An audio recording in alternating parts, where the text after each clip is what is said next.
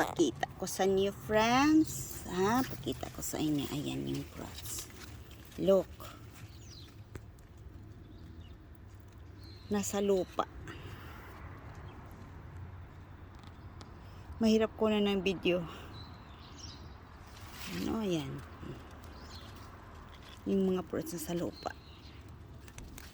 That is the Japanese technique.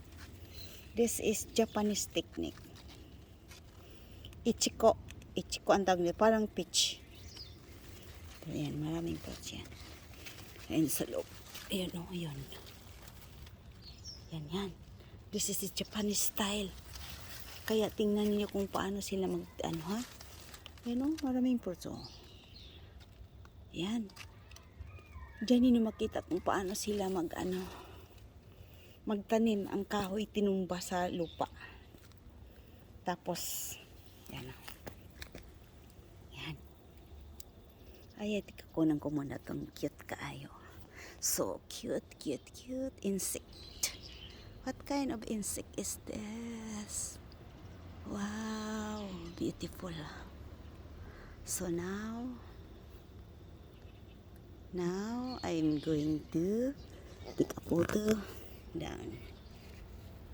That is the Japanese technique.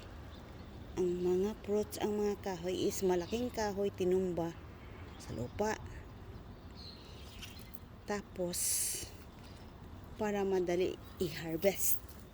Okay? Oh.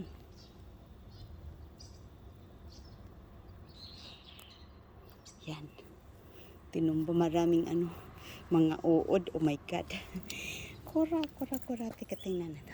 Pupunta ko sa baba. Paano ako bababa?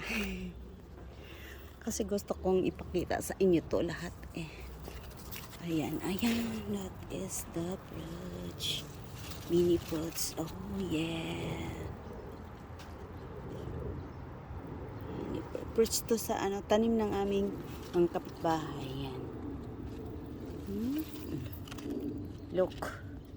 Bakit sila hindi nagagamit ng mga insecticide? Kaya ayan, may mga uod yan. Oh. Kita niyo yung mga uod. Yan.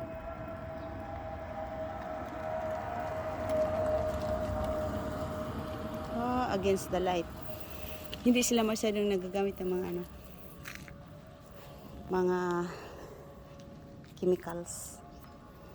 Ang baba ng Gustong ko pumunta doon, no? Tinumba yung kahoy.